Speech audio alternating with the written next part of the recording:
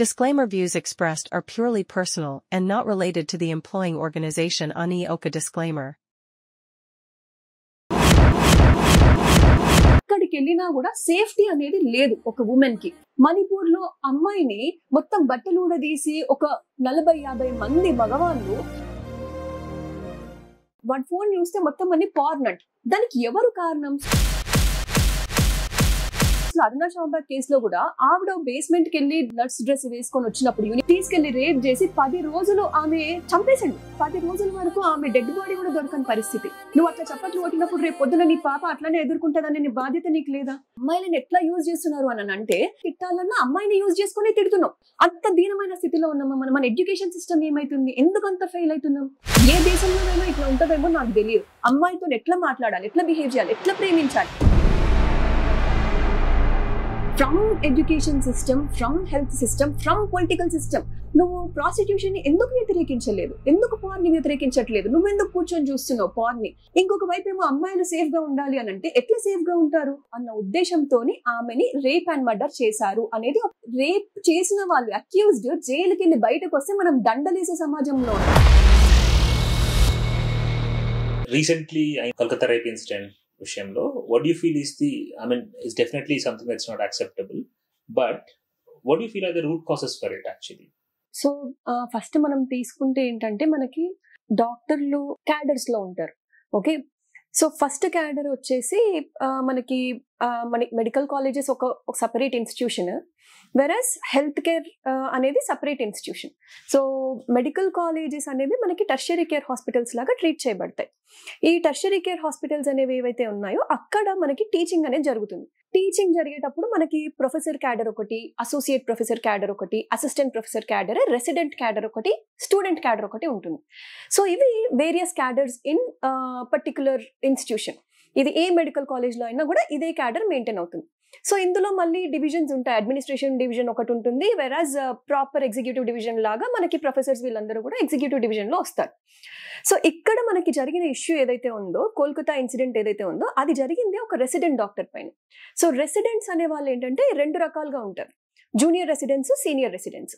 Junior residents అంటే వాళ్ళు ఎవరు అని అంటే, పోస్ట్ గ్రాడ్యుయేషన్ ఎవరైతే చేస్తున్నారో, అంటే ఎంబీబీఎస్ తర్వాత ఇప్పుడు మనకి నీట్ ఇష్యూ అయింది, నీట్ ఎగ్జామ్ రాసిన తర్వాత ఎవరైతే ఎంబీబీఎస్ లోకి ఎంటర్ అవుతారో వాళ్ళు అండర్ గ్రాడ్యుయేట్ స్టూడెంట్స్. వాళ్ళ ఎంబీబీఎస్ కాలం 4 years ఉంటుంది. దాని తర్వాత 1 year ఇంటర్న్షిప్ చేయాలి. అంటే డిఫరెంట్ డిపార్ట్మెంట్స్ లో వాళ్ళని పోస్ట్ చేస్తారు. ఒక్క ఇంటర్న్ ఆల్మోస్ట్ ఒక 14 నుంచి 18 డిపార్ట్మెంట్స్ కి వాళ్ళని పోస్ట్ చేస్తారు. ఆ టైంలో వాళ్ళని జూనియర్ డాక్టర్స్ అని అంటారు. వేరే సీనియర్ రెసిడెంట్స్ అంటే ఈవెన్ తర్వాత వాళ్ళు మళ్ళీ నీట్ రాసి మళ్ళీ పోస్ట్ గ్రాడ్యుయేషన్ జాయిన్ అయ్యి వాళ్ళు డిఫరెంట్ బ్రాంచెస్ చూస్ చేసుకుంటారు. ఈ 14 బ్రాంచెస్ ఏవైతే ఉన్నాయో బేసిక్ బ్రాంచెస్, అవి ప్లస్ కొన్ని పారామెడికల్ బ్రాంచెస్ కొన్ని ఉంటాయి, అవి కూడా అవన్నీ కలిపి పోస్ట్ గ్రాడ్యుయేషన్ జాయిన్ అవుతారు. వాళ్ళని కూడా జూనియర్ రెసిడెంట్స్ అంటారు. దీని తర్వాత మనకి 1 year సీనియర్ రెసిడెన్సీ ఉంటుంది స్టేట్ మెడికల్ కాలేజెస్ లో. అదే సెంట్రల్ మెడికల్ కాలేజెస్ లో అయితే 3 years సీనియర్ రెసిడెన్సీ ఉంటుంది. సో ఈ 3 years junior residency plus 3 years senior residency, మొత్తం ఆల్మోస్ట్ ఒక 6 years రెసిడెంట్ డాక్టర్ లాగా పనిచేస్తే వాళ్ళు అసిస్టెంట్ ప్రొఫెసర్ కి అర్హులవుతారు. అయితే ఇప్పుడు మనకి ఇన్సిడెంట్ జరిగింది ఒక జూనియర్ రెసిడెంట్ డాక్టర్ పైన. ఎవరైతే 2nd year పోస్ట్ గ్రాడ్యుయేషన్ చేస్తున్నారో, ఎవరైతే చెస్ట్ మెడిసిన్ డిపార్ట్మెంట్ లో పనిచేస్తున్నారో ఆ పోస్ట్ గ్రాడ్యుయేట్ పైన మనకి ఇన్సిడెంట్ జరిగింది. ఇప్పుడు ఈ ఇన్సిడెంట్ జరగడానికి ఇమ్మీడియట్ కారణాలు కొన్ని ఉన్నాయి, వ్యవస్థీకృతమైన కారణాలు కొన్ని ఉన్నాయి. ఇమ్మీడియట్ కారణాలు చూసుకుంటే చాలా, అంటే ఏ పోస్ట్ గ్రాడ్యుయేట్ అయినా, ఏ జూనియర్ డాక్టర్ అయినా మనకి నైట్ షిఫ్ట్స్ అనే ఒకటి ఉంటాయి. రెగ్యులర్ గా మనకి ఎలా ఉంటుంది, మిగతా ప్రొఫెషన్స్ అన్నిట్లో కూడా షిఫ్ట్లు అంటే 3 షిఫ్ట్లు ఉంటాయి. అంటే 8 గంటల షిఫ్ట్, 8 గంటల షిఫ్ట్, 8 గంటల షిఫ్ట్, అట్లా 8 into 3 24 hours షిఫ్ట్లు ఉంటాయి. కొన్ని ప్రొఫెషన్స్ లో కొన్ని మరీ సెమీ స్కిల్డ్ అట్లాంటి వర్కర్స్ అయితే 12 గంటల షిఫ్ట్ ఉంటుంది వాళ్ళకి. పొద్దున ఒక 12 గంటలు, రాత్రి ఒక 12 గంటలు. ఈ మధ్య లేబర్ లాస్ అమెండ్మెంట్ అయిన తర్వాత 12 గంటల షిఫ్ట్ చేశారు. ఇది వరకు అయితే 8 గంటల షిఫ్ట్ ఉండేది. డాక్టర్ల విషయం వచ్చేసరికి ఎలా ఉంటుందనంటే, ఈ రోజు పొద్దున నేను 9 గంటల డ్యూటీలో జాయిన్ అయితే నాకు నైట్ డ్యూటీ వచ్చిందంటే ఈ రోజు నైట్ అంతా కంటిన్యూ చేసి, రేపు పొద్దున ఓపీ కూడా కంటిన్యూ చేసి, రేపు ఆఫ్టర్నూన్ 3 o'clock కానీ 4 o'clock కానీ నేను రిలీవ్ అవుతా. అంటే ఒక రకంగా చెప్పాలంటే ఆల్మోస్ట్ ఒక 24 to 36 hours బ్రెయిన్ చాలా యాక్టివ్గా ఉండాలి ఆ సమయాల్లో. ఇంకా రెస్ట్ తీసుకోవడానికి అనేది మనకు అవకాశం అనేదే ఉండదు. మధ్య మధ్యలో 1 గంట 2 గంటలో ఇట్లా కళ్ళు ఇలా మూసినా కూడా మళ్ళీ పేషెంట్ రాగానే మళ్ళీ లేచి పరిగెత్తాల్సిందే. అది ఎక్కడ మూసుకుంటున్నాం కళ్ళు అనేది కూడా మనకి స్పృహలో ఉండదు. ఇది ఏంటంటే ఎప్పటి నుంచో వస్తున్న ప్రాక్టీస్. ఇది ఏంటిది, నైట్ డ్యూటీ అని అంటే పొద్దున మొదలు పెట్టినప్పటి నుంచి ఆ రోజు రాత్రి వరకు కంటిన్యూ చేయాల్సిందే. దాని తర్వాత నెక్స్ట్ డే కూడా ఈవినింగ్ వరకు కంటిన్యూ చేయాల్సిందే. ఆ తర్వాత మళ్ళీ నెక్స్ట్ రిలీవర్ అనే వాళ్ళు వస్తారు. సో ఇప్పుడు మనకి ప్రాబ్లం ఏమైతుందంటే ఈ జూనియర్ డాక్టర్స్ ఎవరైతే ఉన్నారో, రెసిడెంట్ డాక్టర్స్ ఎవరైతే ఉన్నారో, సీనియర్ రెసిడెంట్స్ కానివ్వండి, జూనియర్ రెసిడెంట్స్ కానివ్వండి, జూనియర్ డాక్టర్స్ కానివ్వండి, అంటే ఇంటర్న్స్ చేసేవాళ్ళు, వాళ్ళకంటూ ఒక డెసిగ్నేటెడ్ సేఫ్ స్పేస్ అనేది లేదు పడుకోవడానికి. మీరు ఏ హాస్పిటల్కి వెళ్ళండి, ఏ గవర్నమెంట్ హాస్పిటల్కి వెళ్ళండి, ఏ ప్రైవేట్ హాస్పిటల్కి వెళ్ళండి, వాళ్ళకంటూ ఒక డెసిగ్నేటెడ్ రూమ్ అనేది ఉండాలి. పడుకోవడానికి కనీసం ఒక జాగా అనేది చూపియాలి వాళ్ళకి. అది మనం చూపించలేకపోతున్నాం. యాజ్ అ సిస్టమ్ ఎట్లా ఉందని అంటే, అవును డ్యూటీలో ఉన్నప్పుడు నువ్వు ఎందుకు నిద్రపోతావు, నువ్వు ఎందుకు నిద్రపోవాలి అనే క్వశ్చన్ వాళ్ళు అడుగుతున్నారు. కానీ నువ్వు చేసే 36 hours డ్యూటీలో ఒక మనిషికి ఎంత రెస్ట్ అవసరం, ఎంత రెస్ట్ ఉంటే వాడు మళ్ళీ బాగా పనిచేయగలుగుతాడు రేపు పొద్దున అనేది ఎవరు ఆలోచించట్లేదు. అండ్ మన హెల్త్ సిస్టమ్ ఎట్లా ఉందనంటే ఆల్మోస్ట్ ఒక 70% వరకు అమ్మాయిలు, మహిళలే ఉంటారు మన మెడికల్ కేర్ సిస్టంలో. అంటే డాక్టర్ల గురించే కాదు, ఎవ్వరు నర్సెస్ అయినా సరే, అంటే ఎంతమంది మనం మగవాళ్ళ నర్సెస్ని చూస్తాం, యూజువల్గా నర్సింగ్ క్యాడర్ అనేది ఆడవాళ్ళ క్యాడర్. డాక్టర్లలో కూడా 70% మంది డాక్టర్లు అమ్మాయిలే, మహిళలే. ఈ మధ్య మీరు నీట్ రిజల్ట్స్ చూసుకున్నా కూడా, ఈ మధ్య మెడికల్ కాలేజెస్లో ఎంటర్ అయ్యే వాళ్ళని చూసుకున్నా కూడా 70% of the people are women. అలాంటి ఒక స్పేస్లో వేర్ ఉమెన్ ఆర్ మోర్, మనము ఎలాంటి రక్షణ కల్పించాలి వాళ్ళకి, వాళ్ళు పనిచేసే చోటు. కానీ ఇప్పుడు వాళ్ళ ఇంటి నుంచి బయటకు వెళ్ళి వాళ్ళు హాస్పిటల్ రీచ్ అయ్యేంత వరకు అదొక టెన్షన్. యాక్చువల్లీ పేరెంట్స్కి ఫోన్ చేసి రీచ్ అయినవా లేదా అదొక 10 సార్లు ఉంటుంది. రీచ్ అయిన తర్వాత అమ్మయ్య ఓకే రీచ్ అయినా అని అంటే వాళ్ళకు ఒక సాటిస్ఫాక్షన్, ఓకే రీచ్ అయింది, సేఫ్ స్పేస్లో ఉంది. ఇప్పుడు ఈ జరుగుతున్న ఉద్యమం కానీ డాక్టర్లు ఇంతలాగా ఎందుకు వాళ్ళు ముందుకు వస్తున్నారు, ప్రొటెస్ట్ ఎందుకు చేస్తున్నారు? ఇదివరకు ఎప్పుడు రేపులు అవ్వలేదా, లేకపోతే ఎప్పుడు హత్యలు జరగలేదా అంటే ఖచ్చితంగా జరిగినాయి. బట్ అవి ఎక్కడ జరిగినాయి? In public spaces. అంటే మనం బయటికి వెళ్ళాము, మనం ఒక వల్నరబుల్ స్టేట్లో ఉన్నాము, అలాంటప్పుడు మనం జరిగినాయి. బట్ ఇక్కడేంటి, ఇది ఒక వల్నరబుల్ స్టేట్ కాదు. నేను సెకండ్ హోమ్ అని అనుకుంటున్నానో, నా హాస్పిటల్ అనేది నా సెకండ్ హోమ్. నేను ఇక్కడ పనిచేస్తున్నా, ఆల్మోస్ట్ సగం జీవితం హాస్పిటల్లోనే గడిచిపోతుంది ఒక డాక్టర్కి. అలాంటి ఒక సెకండ్ హోమ్లో కనీస రక్షణ స్థితి లేకుండా ఎక్కడైతే రేప్ మరియు మర్డర్కి కూడా గురైందో, అది కూడా ఏదో చిన్న, ఇప్పుడు ప్రస్తుతం ఉన్న న్యూస్ ప్రకారం ఏంటి అని అంటే ఇది మామూలుగా కొట్టిపాడేసే రేపు మర్డర్ కూడా కాదు, ఒక గ్యాంగ్ రేప్ జరిగింది అనే ఒక ఆరోపణ కూడా మనకు ముందుకు వచ్చింది. అంటే అంత హీన స్థితిలో మన హాస్పిటల్స్ ఉన్నాయా? కనీసం అనంటే ఒక 4-5 ఇన్వాల్వ్ అయిన చోట కూడా, అంటే అక్కడుండే సెక్యూరిటీ సిస్టమ్ ఎట్లా ఉంది? ఇప్పుడు కోల్కతా అనే కాదు, ప్రతి మెడికల్ కాలేజ్లో, ప్రతి హాస్పిటల్లో ఎక్కడా కూడా మహిళకి ఒక సేఫ్ స్పేస్ అనేది లేదు. మనం డాక్టర్కి అయింది కాబట్టి ఈరోజు ఇంతలాగా మాట్లాడుకుంటున్నాం. ఎంతమంది నర్సులు సెక్షువల్ అబ్యూస్ అక్కడ ఫేస్ చేసి ఉంటారు హాస్పిటల్స్లో?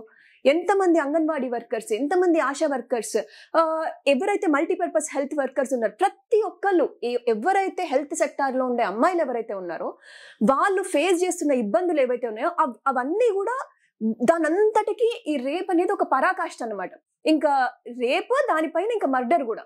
సో కనీసం అంటే మానవత్వం అనేది లేకుండా మనుషులకి అది ఇది ఇమ్మీడియట్ కాజ్. అంటే ఇప్పటి వరకు మనం మాట్లాడుకుందంటే ఒక హాస్పిటల్లో అమ్మాయిలకి సేఫ్ స్పేస్ అనేది లేదు, నాట్ ఈవెన్ ఉమెన్. అసలు మగవాళ్ళకు కూడా, ఎవ్వరికి కూడా. ఇప్పుడు ఒక రూమ్ ఉంటుందండి, మీరు ఇప్పుడే గనక ఉస్మానియా జనరల్ హాస్పిటల్కి వెళ్ళి రెసిడెంట్ డాక్టర్స్కి రూమ్ ఏది, ఎక్కడ పడుకుంటున్నారు అనేది డిపార్ట్మెంట్ వైజ్ కనుక్కుంటే ఒక్క 4 రూములు కూడా బయటికి రావు మీకు. ఉన్న రూమ్నే షేర్ చేసుకోవడం, ఉన్న రూమ్లోనే ఒక 5-6 బెడ్లు ఉంటాయి, ఆ 5-6 బెడ్లలోనే ఇష్టం వచ్చినట్టు పడుకుంటారు అందరు. టైం దొరికినప్పుడల్లా వెళ్ళి ఒక 5 నిమిషాలు ఇలా పడుకొని మళ్ళీ ఎవరైనా వచ్చి లేపగానే మళ్ళీ వచ్చి వెళ్ళిపోతారు. అంటే అది ఎట్లుంటుందంటే రూమ్ బోల్ట్ పెట్టుకోవడానికి కూడా ఉండదు, అలాంటి పరిస్థితి ఉంటుంది. ఈవెన్ నేను ఇంటర్న్షిప్ చేసినప్పుడు అదే పరిస్థితి ఉంది, నేను పోస్ట్ గ్రాడ్యుయేషన్ చేసినప్పుడు కూడా అదే పరిస్థితి. అంటే మనకి నైట్ డ్యూటీస్ ఉన్నాయి అని అంటే ఒక రూమ్ ఉంటుంది, ఆ రూమ్లో పోయి నువ్వు పడుకుంటావా, నీ పని చేసుకుంటావా, అది నీ ఇష్టం, అది ఇంకెవరికి సంబంధం ఉండదు. వచ్చి లేపుతారు, కావాల్సిన వాళ్ళు లేపుతారు, కావాల్సిన వాళ్ళు ఏమో మొలెస్ట్ చేస్తారు, పోతారు. అసలు ఎవరు ఏం చేశారు అనేది కూడా అంటే మనకు అర్థం కాని స్థితిలో ఉంటాం ఆ టైంలో. అలాంటి స్థితిలో ఇప్పుడు ఆ డాక్టర్ ఎవరైతే ఉన్నారో తను ఒక సెమినార్ రూమ్ లోకి వెళ్ళి రెస్ట్ తీసుకుంటున్నారు. ఆ పాటికే మధ్యలో ఒక ఇంటర్న్ వచ్చి లేపి ఒక రిపోర్ట్ కి సంబంధించి తనని డీటెయిల్స్ అడిగి మరీ వెళ్ళున్నారన్న సమాచారం ఉంది మన దగ్గర. దాని తర్వాత 3 o'clock కి ఇంటర్న్ వచ్చి అడిగారు. దాని తర్వాత ఎంతసేపటికి ఇన్సిడెంట్ జరిగిందో మనకు తెలియదు. ఆ మధ్యలో గ్యాప్ లో ఎవరు ఎందుకు రాలేదు, రాకుండా ఏమన్నా చేశారా తెలియదు. సో బేసికల్ గా అక్కడ ఉన్న ఇమ్మీడియట్ కాజ్ ఏదైతే ఉందో సేఫ్ స్పేస్ అనేది మనము ప్రొవైడ్ చేయలేకపోవడం డాక్టర్స్ కి, అది ఒక ఇమ్మీడియట్ ఇష్యూ. ప్రతి కాలేజ్ లో లేదు ప్రతి హాస్పిటల్లో మనం అడ్రస్ చేయాల్సిన ఇమ్మీడియట్ ఇష్యూ ఏంటి అంటే రెసిడెంట్ డాక్టర్, డ్యూటీ డాక్టర్ ఎవరైతే ఉన్నారో వాళ్ళకంటూ ఒక రూమ్ ఉండాలి. రూమ్ ఒకటే కాదు, దానికి అటాచ్డ్ వాష్రూమ్ ఉండాలి, బాత్రూమ్ ఉండాలి.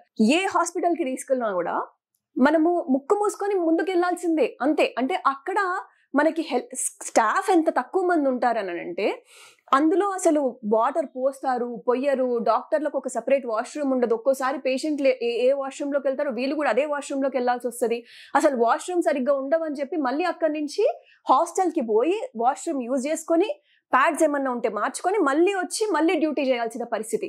ఈ మధ్య కాలంలో ఏమన్నా జరిగినా ఎవరికి తెలియదు. ఏమన్నా ఫోన్ చేసి మనం ఏమన్నా కంప్లైంట్ చేద్దాం, పోనీ ఇంట్లో వాళ్ళతో మాట్లాడదాం అంటే ఇంట్లో వాళ్ళకు కూడా వాళ్ళు వచ్చే ఫస్ట్ రెస్పాన్స్ ఏంటంటే నువ్వు డ్యూటీ కదా, నువ్వు హాస్పిటల్లో ఉండాలి కదా, నువ్వు బయట ఎక్కడో ఎందుకున్నావు అంటే ఆ రెస్పాన్స్ సిస్టమ్ ఏదైతే ఉందో మన చుట్టూతో ఉన్న మనుషులు ఎట్లా రియాక్ట్ అవుతున్నారు అని అంటే నీ తప్పు ఏదైనా ఉందా, ఫస్ట్ అమ్మాయి తప్పు ఏదైనా ఉందా, అమ్మాయి తప్పు లేదు అని అంటేనే అప్పుడు వాళ్ళు ఇంకొక దాని గురించి ఆలోచించడానికి ట్రై చేస్తున్నారు తప్పితే అసలు ఆ పరిస్థితి ఆమెకి ఎందుకు కల్పించబడింది, ఇమ్మీడియట్ గా మనం అడ్రస్ చేయాల్సింది ఏంటి అనేది ఎవరు ఆలోచించట్లేదు. So this is the immediate cause which I feel that we have to address. అసలు మనకి రెస్ట్ రిక్వైర్మెంట్ ఎందుకు వచ్చింది? This is because of the 36 hour or 24 to 36 hour shift, which is kind of creating a situation where people expect to take some rest. Is there any logical or scientific reason or rationality behind this that you guys are being trained for this 24 to 36 hour window at a stretch? Actually to be very frank అసలు దీనికి ఒక logic అంటూ ఏం లేదు. ఇదేంటంటే ఒక conventional గా traditional గా మనకి ఏవైతే ప్రాక్టీస్ వస్తుందో దాన్నే మనం కంటిన్యూ చేసుకుంటూ వస్తున్నాం తప్పితే మనకి ఎన్ఎంసీ కానీ లేదంటే ఐఎంఏ కానీ ఇప్పుడు ప్రస్తుతం ఉన్న అసోసియేషన్స్ ఏవి కూడా they are not taking active part to change the existing law. ఇప్పుడు ఏంటంటే ప్రతి ఒక్కరికి తెలుసు 8 గంటల కంటే ఎక్కువ మనం పని చెయ్యలేము అనేది ప్రతి ఒక్కరికి తెలుసు. బట్ స్టిల్ ఇది ఇంకా కంటిన్యూ అవుతుంది ఏంటంటే ట్రెడిషనల్ సిస్టమ్ ని ఎవరు ఛాలెంజ్ చేయడానికి రెడీగా లేరు. వెన్ యు ఆర్ రియల్లీ అంటే రెస్ట్ తీసుకొని వచ్చి పని చేస్తున్న బ్రెయిన్ కిను లేదు కంటిన్యూస్ గా పని చేస్తున్న బ్రెయిన్ కిను చాలా డిఫరెన్స్ ఉంటుంది. అందుకనే మనకి 8 గంటల పని దినం అనేది వచ్చింది. దాన్ని మనం పక్కన పెట్టేసి మనము ట్రెడిషనల్ గా వస్తున్న దాన్ని మనం ముందుకు తీసుకెళ్దాము, దీన్నే ఎట్లనో ఒకలాగా సాధించుకుందాం అని అంటే దీనికి ఎవరు అడ్వాంటేజ్ పొందుతున్నారు దీనివల్ల? ఈ 36 hours డ్యూటీ రెసిడెంట్ డాక్టర్స్ ఉండడం వల్ల ఎవరు అడ్వాంటేజ్ పొందుతున్నారు అని అంటే సీనియర్ డాక్టర్స్ ఎవరైతే ఉన్నారో, సీనియర్ ఫ్యాకల్టీ మెంబర్స్ ఎవరైతే ఉన్నారో వాళ్ళు ఏంటి అని అంటే వాళ్ళకి డ్యూటీస్ తక్కువ ఉంటాయి, వీళ్ళకి డ్యూటీస్ ఎక్కువ ఉంటాయి. సో మనకి ఏంటంటే పోస్ట్ డ్యూటీ ఆఫ్ అని ఒక సిస్టమ్ ఉంటుంది. అంటే మనకి ఇప్పుడు ఈ రోజు నుంచి రేపు ఈవినింగ్ వరకు నేను పని చేస్తే నాకు ఆ నెక్స్ట్ డే ఆఫ్ తీసుకునే అవకాశం ఉంటుంది. అంటే డాక్టర్స్ అనే వాళ్ళకి సాటర్డే సండే ఇలాంటివి ఏమి ఉండవు, ఎప్పుడు పడితే అప్పుడు వాళ్ళు వెళ్ళాల్సిందే. సో అప్పుడు వాళ్ళకి ఏంటంటే పోస్ట్ డ్యూటీ ఆఫ్ అని అంటే ఏంటంటే ఆ నెక్స్ట్ డే ఏదైతే ఉందో వాళ్ళు ఓపీ చూడక్కర్లేదు, వాళ్ళు నిద్రపోవచ్చు. సో దానికోసం అని వాళ్ళు అంటే వాళ్ళ పర్సనల్ హెల్త్ను కూడా పక్కన పెట్టేసి వాళ్ళకి ఎలా ఉంటుందని అంటే ఓకే ఒక రోజు రెస్ట్ దొరుకుతుంది కదా, ఈ 36 గంటలు పనిచేసినా కూడా ఒక రోజు రెస్ట్ దొరుకుతుంది కదా అనే ఉద్దేశంలోనే జూనియర్ డాక్టర్స్ ని ట్రైన్ చేశారు. సీనియర్ డాక్టర్స్ ఏంటి, మేము అనుభవించాం మీరెందుకు అనుభవించరు అంటే మేము ఇదంతా చేసి వచ్చాం కదా, మీకేమైంది, మీరు కూడా అట్లనే ట్రైన్ అవ్వండి. ఇప్పుడు ఎవరికి కూడా నేను చెయ్యను 36 hours డ్యూటీ నేను చెయ్యను అనే హక్కు లేదు.